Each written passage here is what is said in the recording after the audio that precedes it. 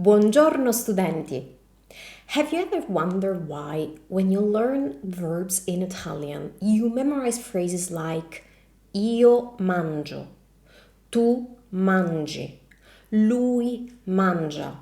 But then, when you hear Italians speaking, most of the times we just say mangio, mangi, mangia. Those tiny words, io, tu, lui, loro, are called subject pronouns. And today I'm going to clear up this confusion once and for all and show you exactly when Italians use subject pronouns and when we don't. Because getting this right will make you sound so much more natural. And at the end of this video, let me know in the comments, do you feel like you tend to use subject pronouns too much, or do you already drop them naturally? Ok, iniziamo. Let's begin. So here's the fundamental rule that will change how you speak Italian. Subject pronouns in Italian are optional most of the time. Now, why? This is because Italian verbs already contain the information about who is doing the action in their endings. Now, let me show you exactly what I mean. This is a peculiarity of Italian compared to English. In English, you always need to state clearly who does something. For example, I eat the cake, you eat the cake, we eat the cake. If you notice, the sentence is exactly the same except for the subject pronoun, so the person who's doing the action. If you remove that first word, the subject pronoun, and you just say eat the cake, you will not know who is eating the cake. Now, the only exception in English is that if you say he or she eats, because that does change the verb. But in general, if you just say eat the cake, is who eats the cake. That's English. In Italian, things work differently. We have verb conjugation, which means that we change the ending of the verb depending on the subject. So every subject pronoun will have a different ending for that verb. Now, let's see what that means. If I want to say I eat the cake in Italian, that would be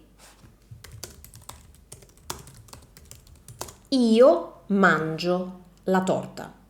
If you want to say you eat the cake, that will be tu mangi la torta. If we want to say we eat the cake, that will be oh mamma mia, noi mangiamo la torta. So, if you look closer, you will notice that we say io mangio o, tu mangi i, noi mangiamo, iamo. Those are the endings that change depending on the subject. And that's what we call verb conjugation. So every verb ending is specific to that subject pronoun. O is always linked to io. I is linked to tu. So the verb ending already tells us who is doing the action. And that's why native Italian speakers don't say the pronoun, because the information about who is doing the action is already embedded in the verb ending. So using the pronoun would just sound redundant. Now, let's see some example with real phrases. Alcuni esempi con frasi reali. Okay, let's suppose we want to say, I'm going to the market. How would we say this naturally in Italian?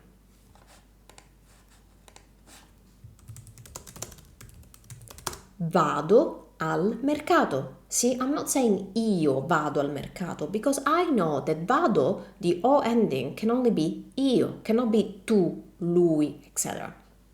Un altro esempio. Let's suppose we want to say, you speak Italian very well.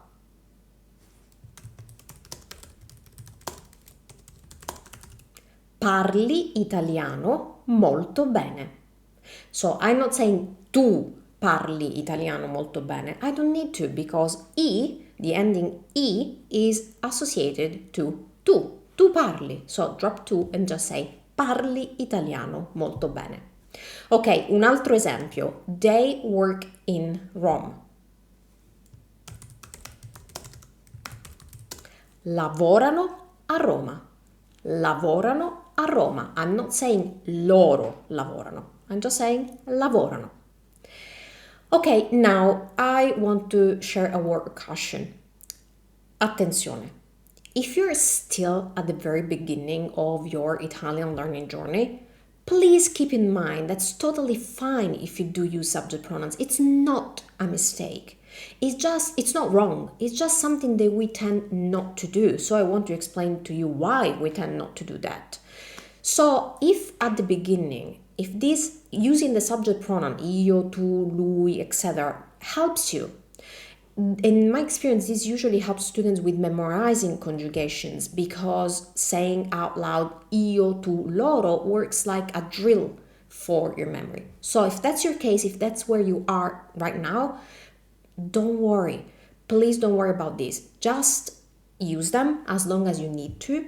And then as you gain more confidence in your conjugations, in your ability of conjugating verbs, start dropping them when you start speaking, and you will sound more natural. But please keep in mind, it's not wrong if you use them at the beginning of your learning journey.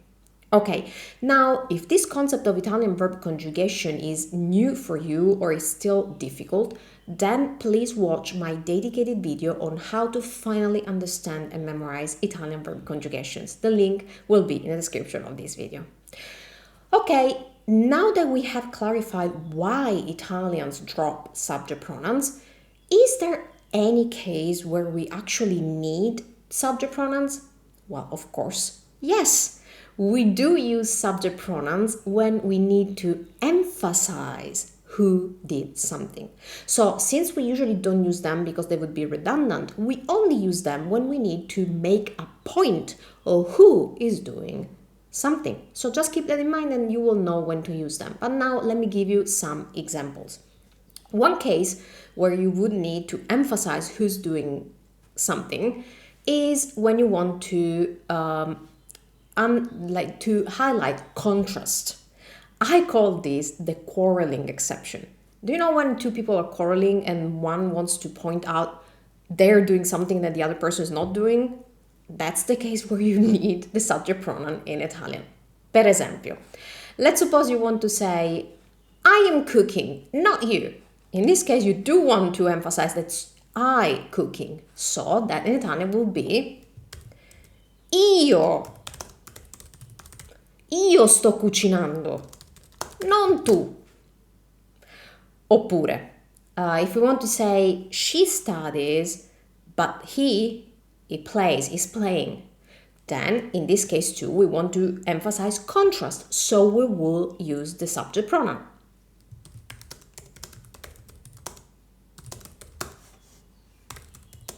Lei studia, ma lui gioca. Perfetto.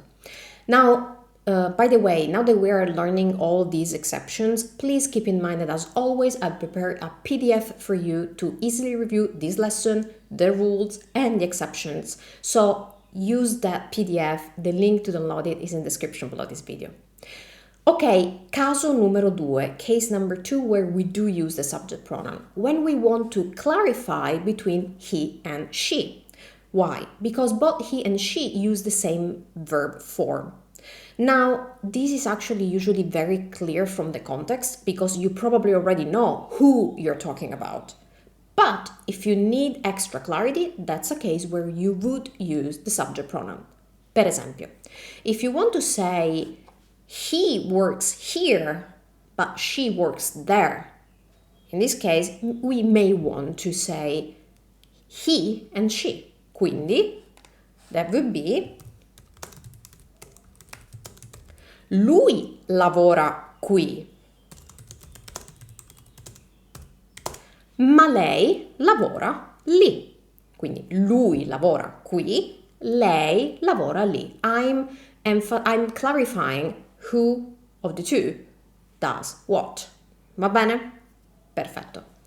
Numero 3, caso numero 3, last one that we're going to see where we do use subject pronoun. And that's after certain words like anche, which means also, and solo, which means only.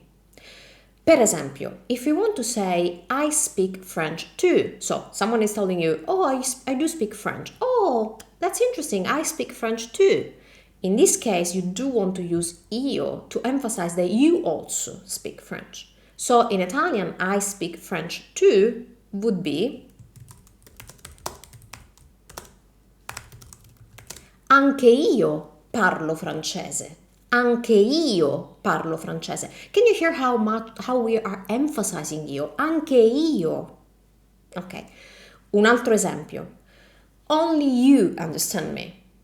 That in Italian would be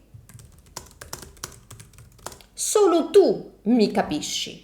Solo tu mi capisci. I'm making a point of solo tu. What I want you to notice about this case is that we put the subject pronoun after anche or after solo. Quindi anche io or solo tu. Perfetto. Okay, so remember, Italian subject pronouns are like salt in cooking. A little goes a long way. Use them only when you do need to emphasize or clarify who is doing what. Otherwise, let the verb endings do the work for you. Now, as always, start practicing these immediately. Start to consciously drop the subject pronouns and you will be amazed at how much more natural you sound. And let me know in the comments, what do you do more often? You use too many subject pronouns or you forget to use them when you do need to emphasize who's doing what? I always love to hear from you. Ok, ci vediamo al prossimo video. See you in the next video. Ciao ciao!